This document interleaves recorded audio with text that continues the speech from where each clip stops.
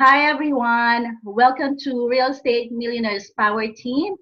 I have an amazing guest today, and I'm so excited to interview her because her story is so unique. So, without further ado, I'd like to discuss to you a short background of herself. So, let's welcome Sarah Eder. Sarah Eder is a professional real estate investor, managing joint venture partner, and raising capital coach focusing on emerging markets and multifamily acquisition and development. She is also a regular contributor for Canadian Real Estate Wealth magazine and was guest speaker at Investors Forum. So without further ado, welcome Sarah. How are you? Hi, I'm doing great. Thank you. So excited to be here. I know, me too. I'm more excited. So before you change your career to real estate investing, you Mhm. were a professional writer. So Yes. how did you get into real estate investing? Tell me more about it. Yeah. Well, it's actually such a funny story. And Mhm. I'm actually so grateful that I fell into real estate investing because it was a complete accident. So I was a professional athlete for years, almost like 15 years, traveled Wow. all around the world. I started my own business when I was 21. I was coaching, selling horses, doing things like that. And I brought my business back to Canada. I decided that traveling was too much and Mhm. decided to settle. And as I started to do my business in Canada, I realized that things weren't the same. That because we have a winter and a lot of people didn't want to buy horses in the winter time because I was living in Florida and Europe where we were selling and buying horses all year round. And I was actually taking a huge hit on my Mhm. business and I was losing money. And Wow. I was 26 years old and I'm thinking, oh my God, what have I done? I'm losing so much money. I'm in so much debt now. And I thought, you know what? I need to start making some money. So Mhm. I hated doing it, but I was like, you know what? I have to get a job. Like I have to do something in the corporate world. Okay. Yeah. If you don't mind, how much is a horse? Oh, well, the horses we were dealing with were anywhere from like 50,000 to almost like $100,000. Oh my God, Yeah. you must have a lot of money. You have a down payment I for the used house. to, but then I lost it all. And then you gain it now. Yeah, and then I gained it back, thank goodness. And it's kind of cool because as in the horse world, we were like agents, so we made commission, just like a real Okay. estate on selling the horse. So we would make 10, 15% commission on the horse sales. Mhm. So I'm naturally good at selling. So that's something I brought into real estate. And so I remember I was on Indeed, the job site, Yes. and I still had my farm and I didn't want to give it up completely. So I said, okay, I have to have a job that is only part time, that has flexible hours, and has decent pay. Mhm. And I interviewed for this company, and they were a local property management company. Oh, And great. I knew nothing about real estate, but I was really good. Like I have a business background. So I knew how to use computers and answer phones and do basic, admin work. So I thought, hey, it was like $20 an hour or something. And I thought, okay, this is great. It's part-time. I can get started. Mhm. Well, it turns out that the guy that I was working for wasn't just a property manager. He was a joint venture partner, and he Wow. actually was owning all of the real estate that he was property managing for. I had Mhm. no clue what a joint venture was. I didn't even know what cash flow was. I thought this guy was crazy. I was like, you own all this real estate? Like, how are you doing this? And he ended up mentoring me and teaching me how to not just manage properties, but invest. So Okay. I got very lucky. Yeah. Yeah. And so, did you hire him as a coach, or how did you get out of the property management and went on your own way? I worked there for about a year and a half. So I Mhm. got a lot of really good practical experience. I felt like, because I'm like a young millennial, I didn't even own my own house. I felt Okay. like I wasn't confident enough to go out on my own. So he was really great. He taught me for free. Because I was part time, I would work until like say noon. And then Mhm. for like an hour, he would sit with a whiteboard and he would say, okay, Sarah, this is how you analyze a property and this is how you calculate cash flow. And then I got to work with the tenants. And then, over time, I got more and more experience finding properties, putting in offers, Mhm. doing a lot of really hands on stuff. And after about a year and a half, I felt like okay, you know what, now I'm ready. I want to go find my own joint venture partners, and kind of do my own portfolio. So I just kind of jumped. It was scary, but Yeah. it was a good step. Yeah. How do you experience? What was your first joint venture partnership? How did you do it? How did you structure it? So my first joint venture partnership was actually with someone that I found on Kijiji. So it was so funny. I was actually working with it was a family friend at the time. He had a few student rentals and he was like, okay, Sarah, I want to work with you. I'll give you a shot. Let's go find a property together. And we had been looking at a bunch of different duplexes and things. And it was really hard because we were getting in multiple offers. And I was I was so inexperienced and I was trying to find good deals. So I was on Kijiji a lot trying to find private sales. Mm-hmm. And I found this student rental in Brantford. So I went to see it and I met the owner who also happened to be a real estate investor. Wow. And we started chatting and he's like, this is my 10th property that I'm selling. I want to move to Florida. You know, he was older, like he just wanted to get out of, he was like me, he was an expert partner and he wanted to get out and just sell his portfolio. And he said, well, hey, listen, you're young, you don't mind managing properties. Why don't we like buy this property and share it together? So it was kind of like a vendor take back. He already had the mortgage. I basically just had to bring in a bit of equity. And he let me manage the property and take it on as a joint venture partner. Did you sell out a cash, like a down payment on that property?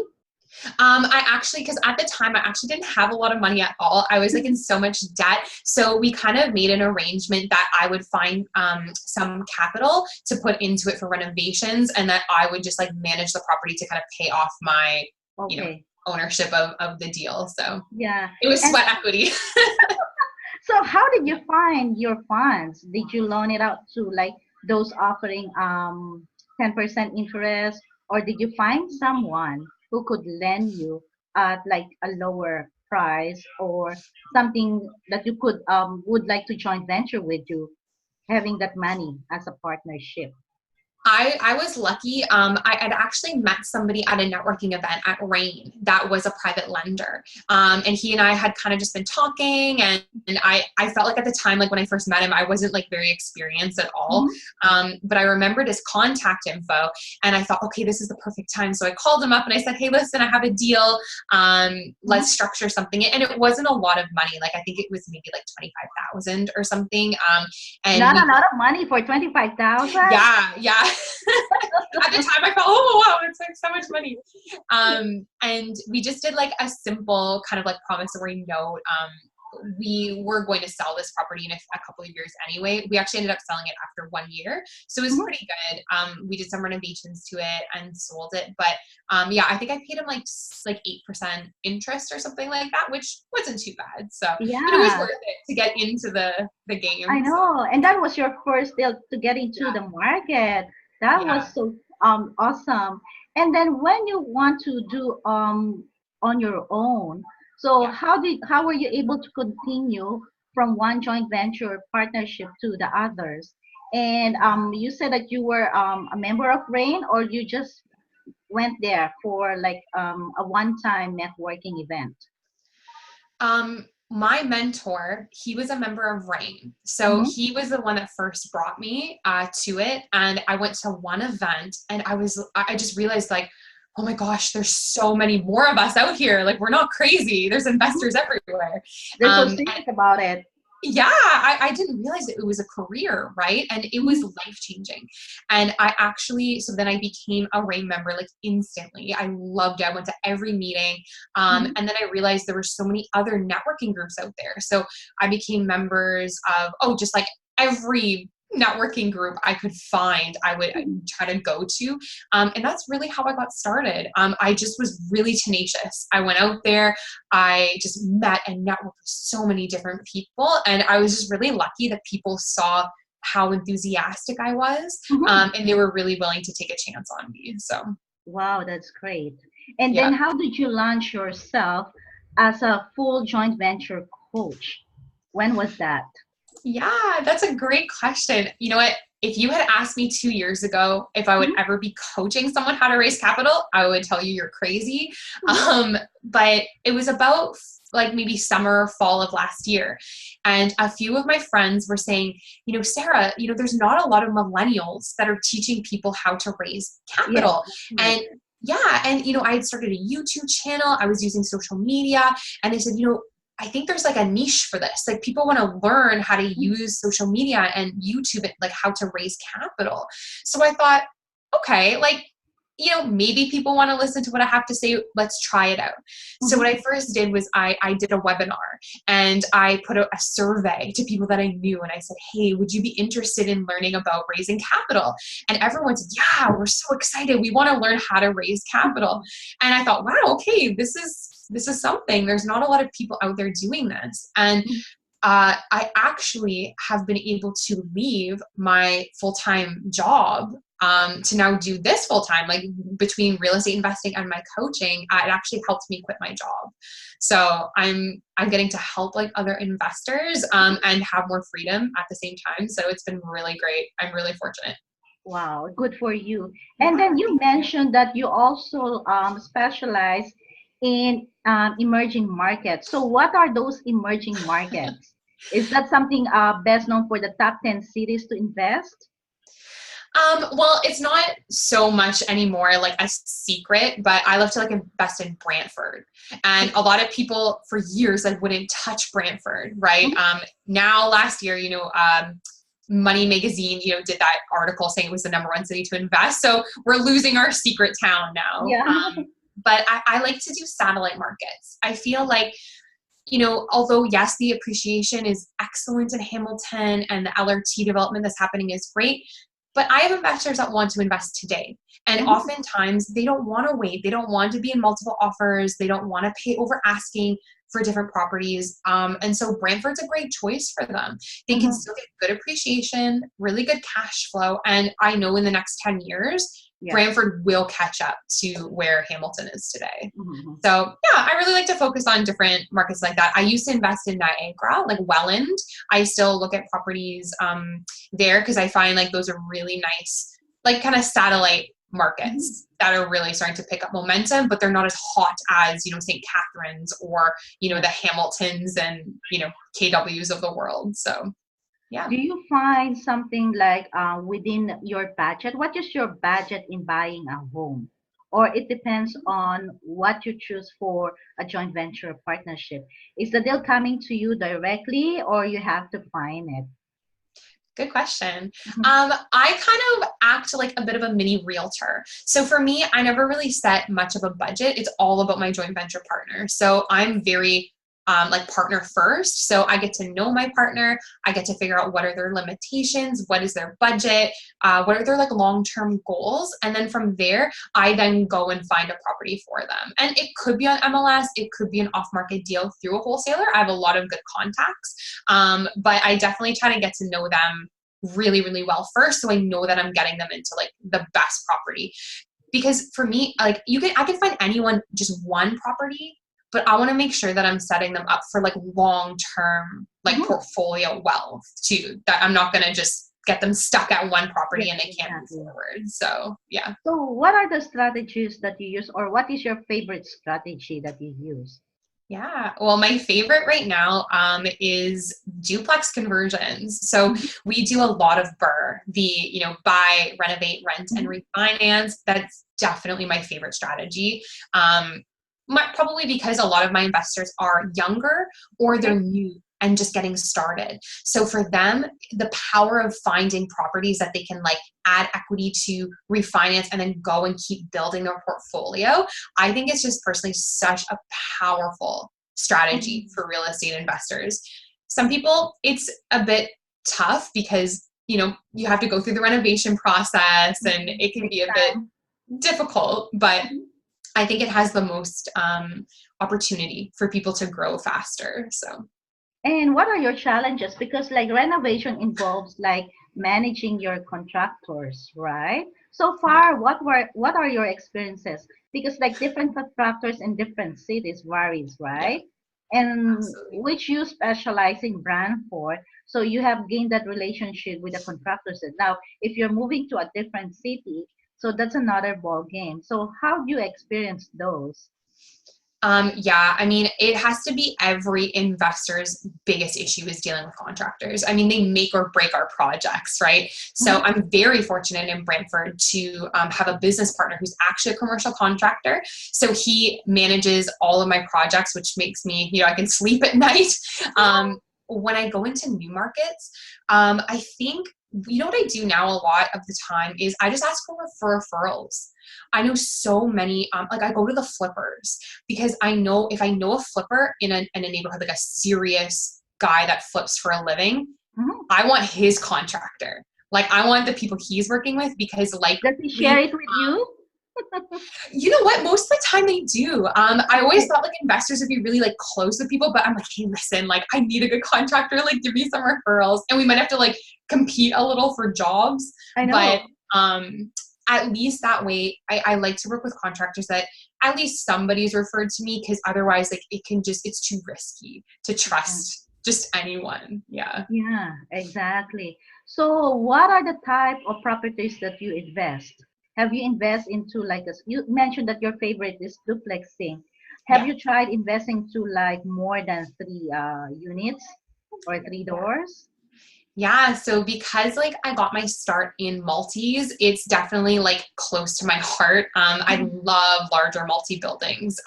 So this year actually, I kind of like jumped the gun. I started duplexing. I have a few smaller multis, and we've just put an offer in a couple, like 18 units and Mhm. like 20 unit buildings. Which sounds crazy, but I thought, you know what? If we can manage like an 8-plex, what's 18 units? It's Yeah. fine. So yeah, so that we're doing some like kind of larger Mhm. apartments.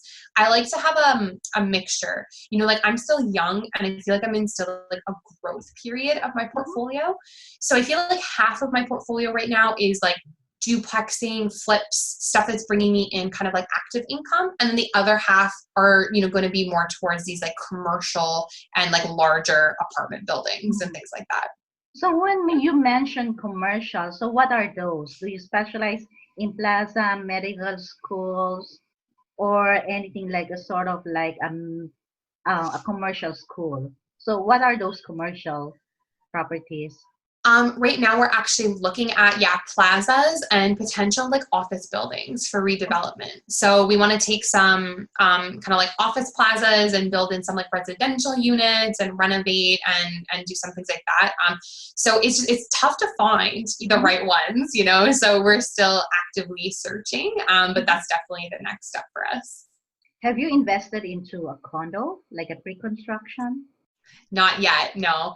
Mhm. I'm a very conservative investor, and so for me, I get a bit nervous with Mhm. new builds because of the speculation. I Yeah. get really scared that, 2 years from now, you don't know what the market's going to do, and if that condo is valued less than what you bought it for, it's for me, I mean, I know a lot of people that are, they do very, very well. Mhm.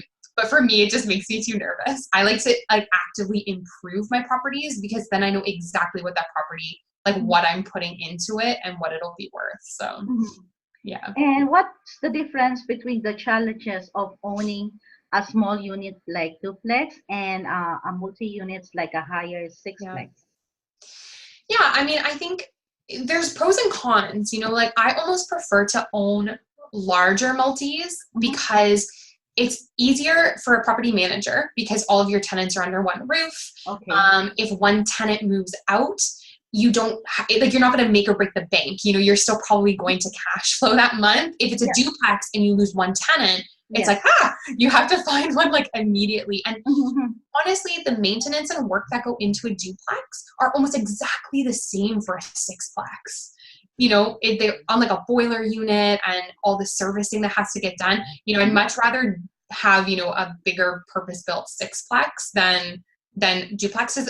I like my duplex conversions because they're just like a house. Mhm. And the cash flow is so good on them because we get to set our market rents. That's probably the one benefit to the Mhm. conversions. When you're acquiring a sixplex, oftentimes, you're getting long-term tenants that are paying like under market rent. So Wow, that's like probably the trade-off. the trade-off for that one. So I could sense that you prefer the bigger units than the smaller units, right? Definitely. So let's ask about your coaching program. Yeah. So when did you launch your coaching program and who is your target market for this? So I launched my coaching in November. Mhm. I would say that my ideal target clients are people that already have, maybe 1 to 2 properties. So they have a bit of experience already, but they've kind of hit a wall. They don't Mhm. know what the next step is. They don't know how to raise capital. They don't know how to use JV partners. And they really want to, quit their 9 to 5 or just really take their portfolio to the next level. And they just don't know how to quite take that next step. Yeah. Yeah. And among your students, you teach them how to raise the capital. So Yeah. is there a lot of like your students came that they don't have a money and they use the capital, they use someone else's money, and then they kind of like, learn from you how to do it. Yeah, it's I've mostly got the majority of my JVs and capital partners from social media. So Mm-hmm. that's something I focus on a ton with everyone is teaching them not just how to talk to JVs. I teach them the paperwork and how to set them up, but I also teach them how to promote themselves, Mm-hmm. on YouTube, on social media to get more people following them. And yeah, my students have been great so far. A lot of them have their first 2 JVs, actually, my first students that completed the program. They already Yeah. have 2 JV partners. So Wow, that's it's been great. really, really I'll give fulfilling. you a Yeah. case situation. Let's see, you found a JD partner on social media, Mhm. and he wants to provide you the money. So how do you arrange that? So he will provide the money, and Mhm. someone else is providing the mortgage qualifier. So how do you structure those kind of JD partnership?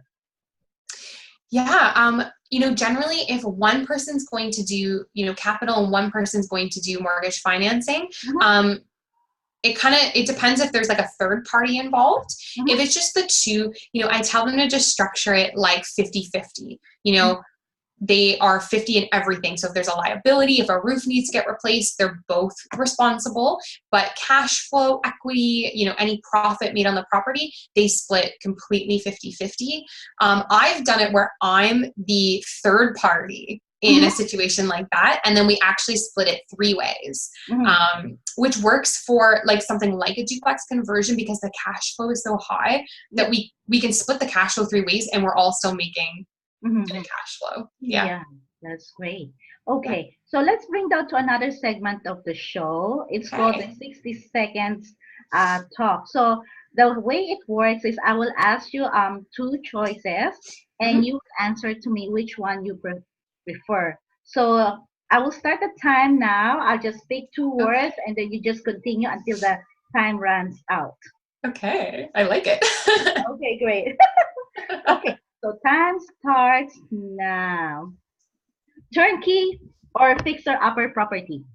Fixer upper. Money partner or expert partner? My partner. Wealth or health? Health. Investor or agent? Investor. Cash flow or appreciation? Cash flow. Residential or commercial? Commercial. Single family or multifamily? Multifamily. Flip houses or wholesale? Flip. Hamilton or St. Catharines? Ooh, Hamilton. Okay. Cottage or hotel? Hotel. Hotel. You just been to cottage. Oh yeah. Hamilton or Brantford? Brantford. Tiny homes or RV? Tiny homes. Tenplex or sixplex? Tenplex. Curb appeal or kitchen reno? Kitchen reno. Boiler or furnace? Furnace. Okay, one last question. Durham or Niagara region? Ooh, Niagara. Great. Okay, thank you very much. Thank you for having us. And thank Yeah. you for providing us valuable information to my Facebook group. It was launched last March 10. The aim for this is to provide information, especially for the millennials and those people who want to take the action and be the mover and the shaker. And I appreciate your time. And we'll see you Yeah, again. I'll probably come to your event sometime in April or May. You have a big definitely. event. I know it's in third week of April. Yes. And I've spoken to Sarah. Sarah actually texted me a while ago, so I don't know if it will Yeah. pop up here. So Yeah. okay. So Amazing. see you Thank you then. Bye for so much. now. Take care. Thank you.